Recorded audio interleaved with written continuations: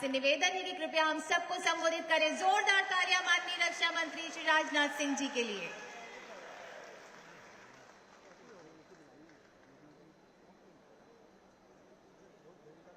बोलिए भारत माता की। बहुत अच्छे। हमारे मध्य प्रदेश के गतिशील व्यक्तित्व के धनी लोकप्रिय मुख्यमंत्री डॉक्टर मोहन यादव जी और प्रदेश के भूतपूर्व ही नहीं, मैं कहना चाहूंगा कि अभूतपूर्व मुख्यमंत्री और कैबिनेट में मेरे सहयोगी श्री शिवराज सिंह जी चौहान, श्री नारायण सिंह जी पवार राज्य मंत्री, श्री नरेंद्र शिवाजी पटेल राज्य मंत्री, यहां के लोकप्रिय विधायक श्री सुरेंद्र जी पटवा, श्री संजीव कुमार सचिव रक्षा उत्पादन, श्री राघवेंद्र कुमार सिंह प्रमुख सचिव डीआईपीआईपी एंड एमएसएमई मध्य प्रदेश सरकार, श्रीमती लक्ष्मी सोनू चौक से अध्यक्ष ओबैदुल्लागंज, श्रीमती गरिमा भगत ज्वाइंट सेक्रेटरी, श्री शांतनु राय सीएमडी बीएमएल, यहां उपस्थित अन्य सभी जनप्रतिनिधि,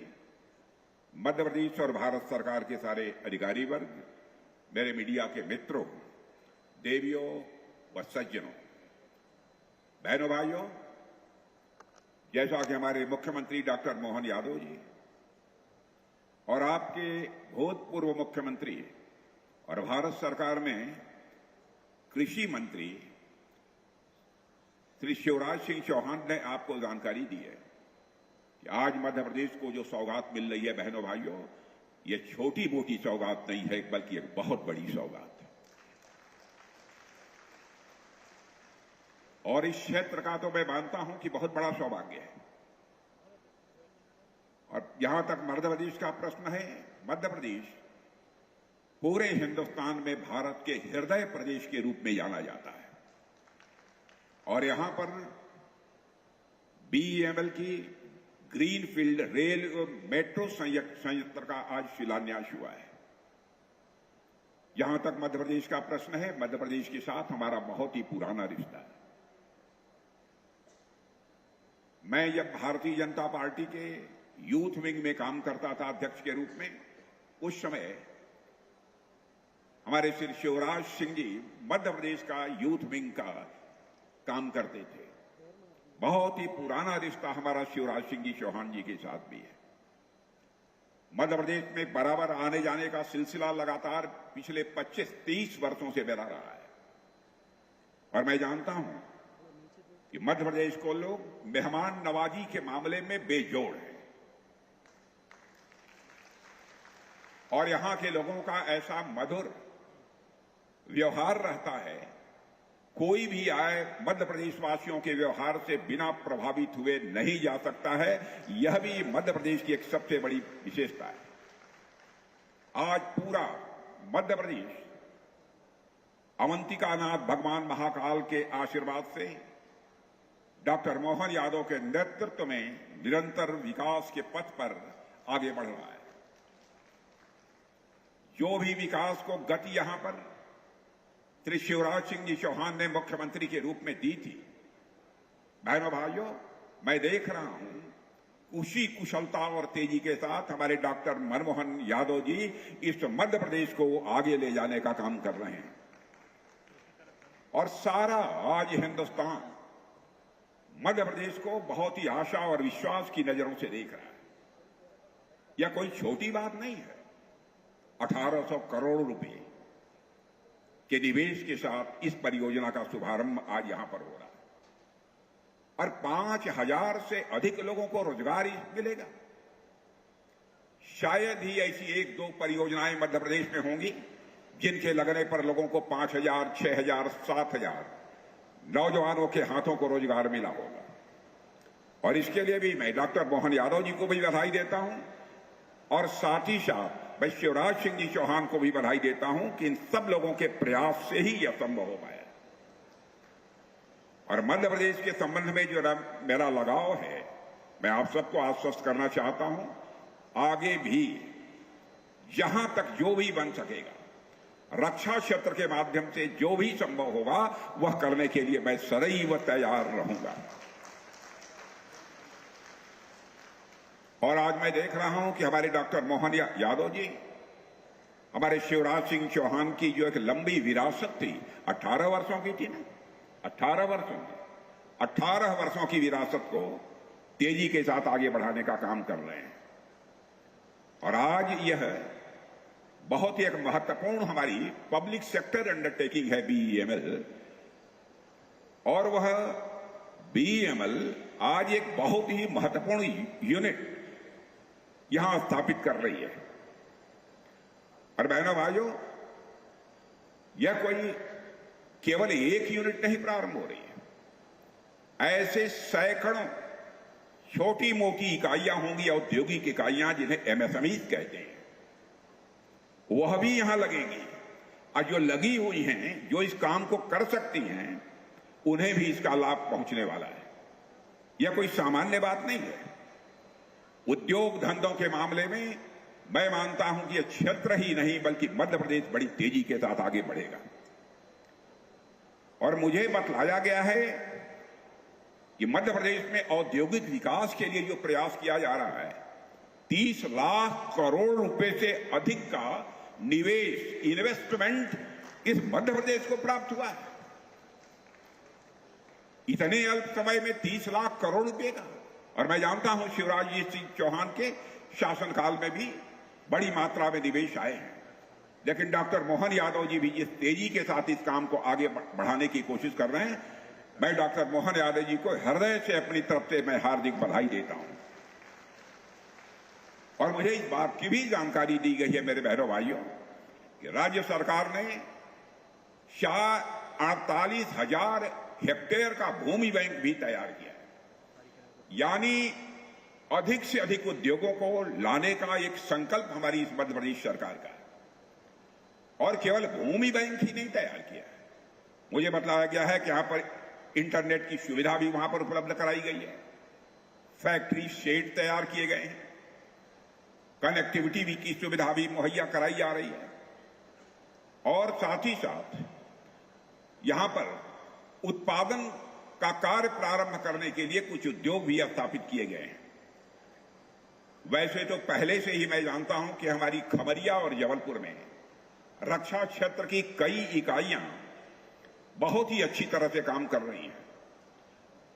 और मैंने यह अनुभव किया है पिछले 25-30 वर्षों में कि रक्षा क्षेत्र का एक केंद्र बनने के लिए जो गुण चाहिए, जो संसाधन चाहिए, बहनों भाइयों, इस मध्य प्रदेश में वह गुण भी है मध्य प्रदेश वासियों के अंदर, और साथ ही साथ वह संसाधन भी मध्य प्रदेश के पास है, ऐसा मैंने महसूस किया है। यहां पर लंबे समय से मध्य प्रदेश में कर्मठ नेतृत्व रहा है।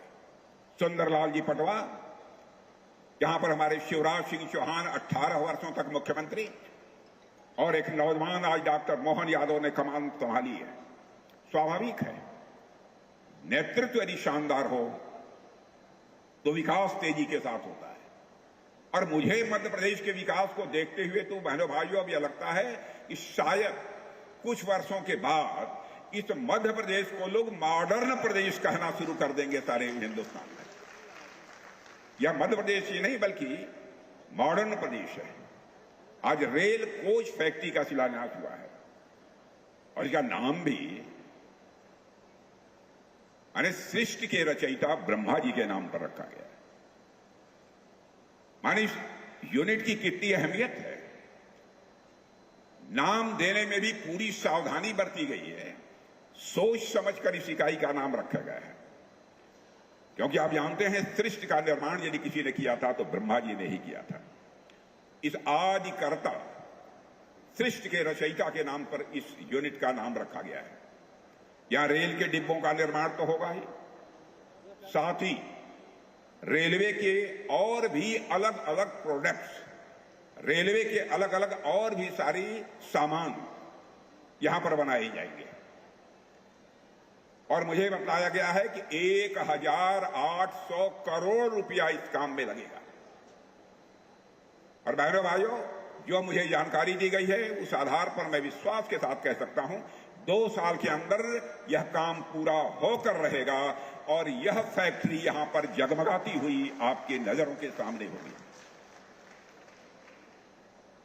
स्वाभाविक है कि जब फैक्ट्री यहां लगेगी तो आसपास के क्षेत्रों का भी तेजी के साथ विकास होगा और यहां जो कोच बनेंगे वह रेल कोचेज भारत के ट्रांसपोर्टेशन सेक्टर को तो नई गति दे ही रहे हैं, साथ ही यहां पर बुलेट ट्रेन या जो भी ट्रेनें चल रही हैं तेज गति से, सारी तेज गति से चलने वाली ट्रेनों में भी यदि कोच कहीं का बना होगा तो मध्य प्रदेश की धरती का और मध्य प्रदेश के हाथों के वासियों के हाथों से बना हुआ कोच लगेगा। यह सामान्य उपलब्धि नहीं है। विश्वास है, मुझे पक्का विश्वास है कि बीईएमएल भारत के आर्थिक विकास की गति में अपना एक अच्छा योगदान देगा। और हमारी सरकार का जहां तक प्रश्न है मेरे बहनों भाइयों, आर्थिक विकास और स्वावलंबन पर हमारे प्रधानमंत्री मोदी जी विशेष बल दे रहे हैं। भारत को उन्होंने कहा है कि हम आत्मनिर्भर बनाकर ही दम लेंगे। पहले आपने देखा होगा कि अधिकांश बड़ी बड़ी मशीनें, बड़े बड़े कलपुर्जे दुनिया के दूसरे देशों में बनते थे, लेकिन हमारे प्रधानमंत्री ने करिश्माई काम किया है बहनों भाइयों, करिश्माई काम किया है। आज बड़ी बड़ी चीजें, बड़े बड़े प्लेटफॉर्म्स, बड़ी बड़ी मशीनें भारत की धरती पर तैयार हो रही हैं और भारतवासियों के हाथों से तैयार हो रही हैं। हम भारत में भी उसका उपयोग कर रहे हैं और दुनिया के दूसरे देशों को भी हम भेज रहे हैं। और जैसा शिवराज सिंह जी चौहान ने कहा है कि हमारी सरकार ने मोदी जी के नेतृत्व में कितना प्रभावी काम किया है। जो हमारा भारत धन दौलत के मामले में, धन दौलत के आकार के मामले में 2014 में दुनिया के देशों में 11वें स्थान पर खड़ा था। बहनों भाइयों, आपको जानकर खुशी हो गई कि भारत अब यह कोई सामान्य देश नहीं रहा है, बल्कि धन दौलत के मामले में हमारा भारत दुनिया के टॉप के 4 देशों की कतार में आकर खड़ा हो चुका है। दुनिया के 4 देशों की कतार में आकर खड़ा हुआ है। और जितने भी बड़े देश हैं उनमें सबसे अधिक तेजी से आगे बढ़ने वाली अर्थव्यवस्था यदि किसी देश की है जो सबसे तेजी के साथ बढ़ रही है, लगभग 6.5% से अधिक दर से बढ़ रही है, तो हमारे और आपके देश या भारत की अर्थव्यवस्था सबसे तेजी के साथ आगे बढ़ रही है। और मैं फिर से दोहराना चाहता हूं, बड़े देश जितने भी हैं उनमें सर्वाधिक तेजी से आगे बढ़ने वाली अर्थव्यवस्था यदि कहीं की है तो हमारे भारत की है। भारत जब इतनी तेजी के साथ आगे बढ़ रहा है, इसका मतलब है देश आगे बढ़ रहा है, हमारे देशवासी भी उसके साथ आगे बढ़ रहे हैं। यह हकीकत है, क्योंकि देशवासी यदि आगे नहीं बढ़ेंगे तो भारत आगे नहीं बढ़ सकता है। पहले दुनिया में जब हम कहते थे कि हम विश्व की सबसे बड़ी अर्थव्यवस्था बनेंगे तो लोग हमारा मजाक उड़ाते थे, हंसते थे। आज सारी दुनिया ने यह मान लिया है कि भारत दुनिया में सबसे तेजी के साथ मोदी जी के नेतृत्व में आगे बढ़ रहा है। बहनों भाइयों, इस हकीकत को सबने स्वीकार कर लिया है। और लोग कहते हैं अंग्रेजी में डैशिंग यानी दबंग, डायनेमिक यानी गतिशील अर्थव्यवस्था विश्व में दुनिया के किसी देश की है तो हमारे और आपके देश भारत की हो गई है। मेरे बहनों भाइयों, यह भी हम लोगों के लिए कम गौरव का एक विषय नहीं है। कुछ लोग हैं जो भारत के का विकास जितनी तेजी के साथ हो रहा है उन्हें रास नहीं आ रहा है, उन्हें अच्छा नहीं लग रहा है। सबके बास तो हम हैं, भारत कैसे इतनी तेजी के साथ बढ़ रहा है। और बहुतों के द्वारा यह कोशिश की जा रही है कुछ ऐसा किया जाए ताकि भारत में भारतवासियों के हाथों से जो चीजें तैयार होती हैं वह दुनिया के देशों में जाएं तो उन देशों में बनने वाली चीजों से वह महंगी हो जाए, ताकि भारत की धरती पर भारतवासियों के हाथों से बनी हुई चीजें जब महंगी हो जाएगी तो दुनिया के दोस्तों लोग उसे नहीं खरीदेंगे। यह कोशिश की जा रही है।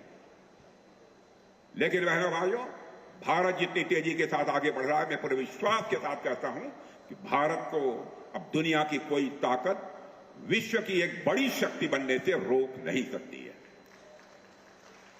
जहां तक रक्षा क्षेत्र का प्रश्न है, मेरे मित्रों, मैं कहना चाहता हूं, रक्षा क्षेत्र की हमारी हालत यह थी डिफेंस की कि पहले प्राय हर चीजें दुनिया के दूसरे देशों में बनती थी, विदेशियों के द्वारा बनती थी, उन्हीं की पूंजी लगती थी, और हम लोग जब जरूरत पड़ती थी तो दुनिया के दूसरे देशों से जाकर, चाहे कुछ भी हो, हवाई जहाज हो, हथियार हो, प्लेटफॉर्म्स हो, जो भी हो, सब कुछ हम दुनिया के दूसरे देशों से खरीदते थे।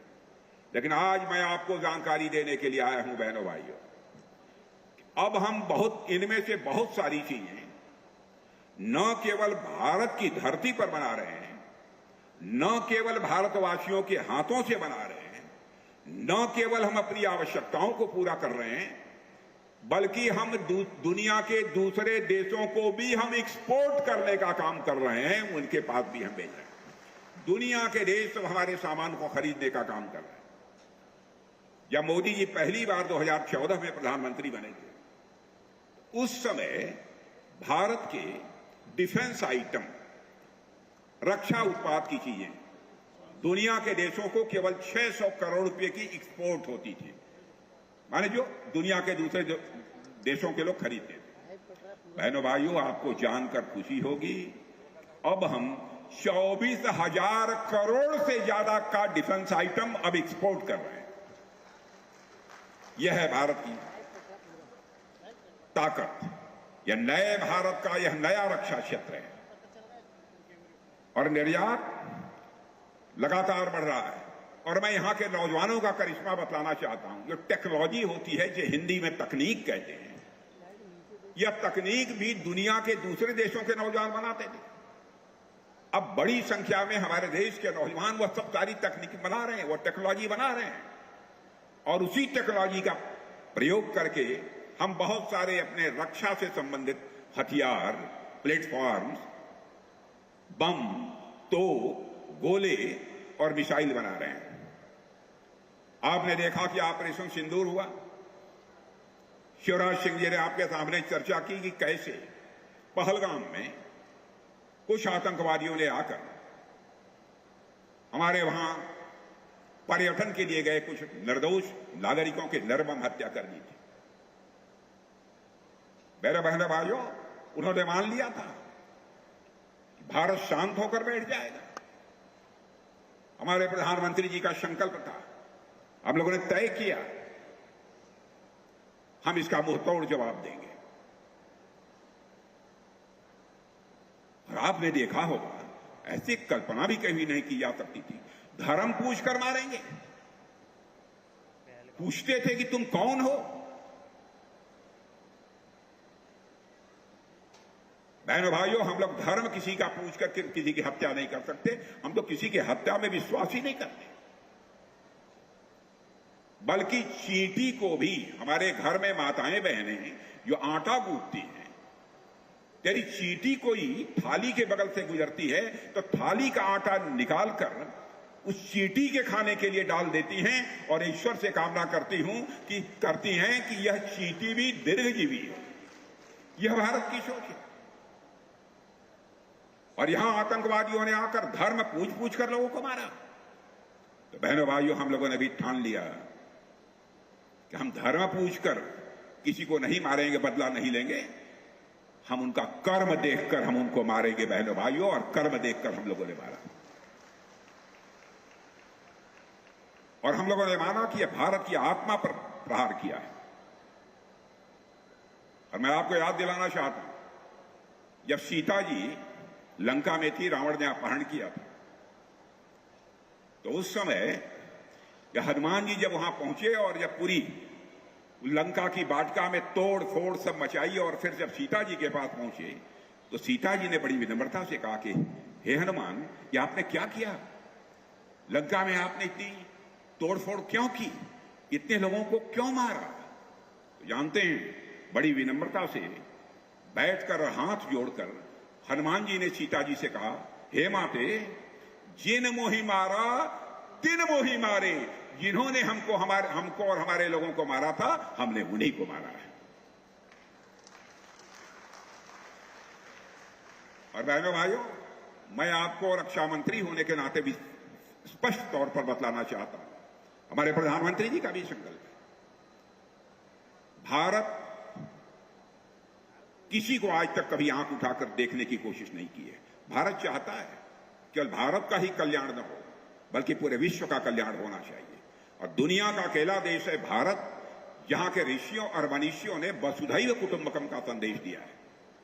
भारत की सीमा में ही नहीं, बल्कि पूरे विश्व की धरा पर रहने वाले जितने लोग हैं, सभी का कल्याण होना चाहिए। यह संदेश सारी दुनिया को, दुनिया के किसी एक देश से गया है तो केवल और केवल हमारे और आपके देश भारत से गया है मेरे बहनों। दुनिया के अन्य किसी देश से नहीं गया है, भारत से गया है। हम सभी का कल्याण चाहते हैं, लेकिन जैसा शिवराज जी ने कहा, इसका मतलब यह नहीं है कि जो चाहे वह भारत पर आक्रमण कर दे। जो हमें छेड़ेगा हम उसे छोड़ेंगे नहीं। यह भी संकल्प है, यह भी ताकत भारतवासियों के अंदर है। और बहनों भाइयों, और आज बीएमएल की जिस यूनिट का यहां शिलान्यास हो रहा है, उससे न केवल रोजगार के नए अवसर खुलेंगे, जैसा मैंने बताया कि अन्य बहुत सारे छोटे मोटे उद्योग भी यहां पर खड़े होंगे, स्थानीय लोगों को काम मिलेगा।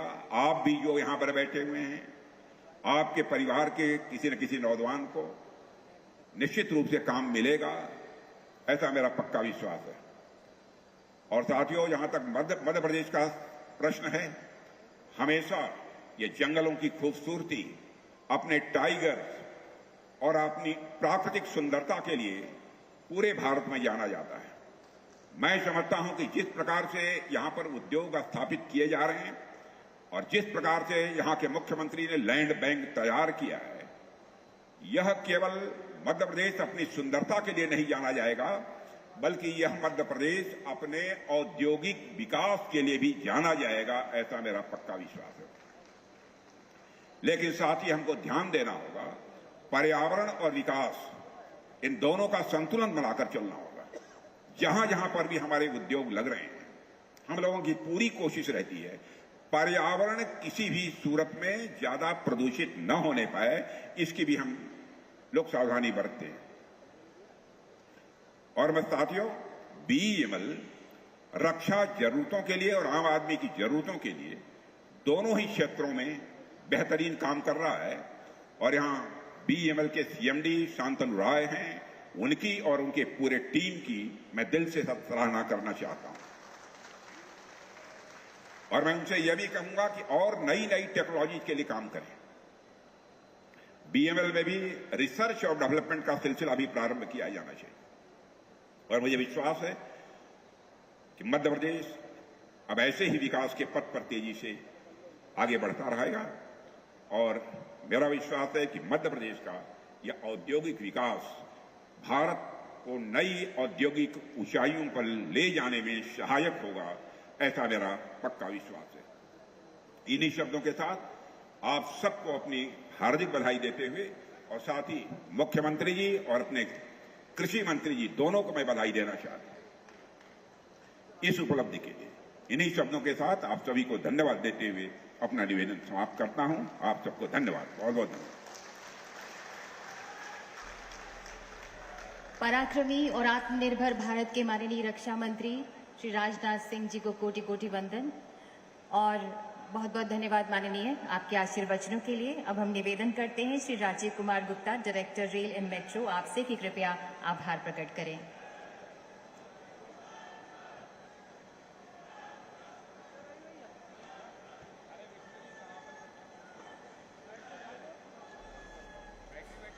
रायसेन से तस्वीरें आप देख रहे हैं। आपको बता दें कि आज रक्षा मंत्री राजनाथ सिंह मध्य प्रदेश के दौरे पर हैं। उमरिया में 1800 करोड़ की लागत से बनने जा रही कोच फैक्ट्री के आज आधारशिला रखी जा रही है, जिसका नाम ब्रह्मा होगा। और इसी अवसर पर आज रक्षा मंत्री राजनाथ सिंह पहुंचे हैं रायसेन। यहाँ पर उन्होंने अपना संबोधन भी दिया, किस प्रकार से सरकार तेजी से किसान कल्याण डेवलपमेंट की एवं तरफ बढ़ ग्रामीण रहा है, विकास इस पर मंत्री भी उन्होंने अपनी दो टूक बात आदरणीय कही है। श्री नरेंद्र पवार जी, आदरणीय श्री सुरेंद्र पटवा जी, बता दें आपको ये जो श्री प्रोजेक्ट है संजीव 1800 कुमार करोड़ जी, की लागत से जिसका सचिव निर्माण होने जा रहा है, रक्षा कोच उत्पादन, फैक्ट्री, इससे अगले आदरणीय 5 साल में श्रीमती गरिमा भगत 5000 जी, रोजगारों संयुक्त के सचिव मिलने की रक्षा भी बात उत्पादन, कही गई है, जिससे कि उमरिया का आदरणीय डेवलपमेंट तो श्री होगा ही, साथ ही राघवेंद्र प्रदेश सिंह जी, भर में भी मुख्य सचिव कई मध्य डेवलपमेंट प्रदेश होंगे। शासन, और साथ ही मंच पे विराजमान मंत्री राजनाथ सिंह ने जनप्रतिनिधिगण, मुख्यमंत्री विशिष्ट डॉक्टर अतिथिगण मोहन यादव के और कार्यकाल यहाँ की आए हुए तारीफ करते हुए कहा किस समस्त तरीके से अधिकारीगण, मध्य प्रदेश आगे उद्योग की तरफ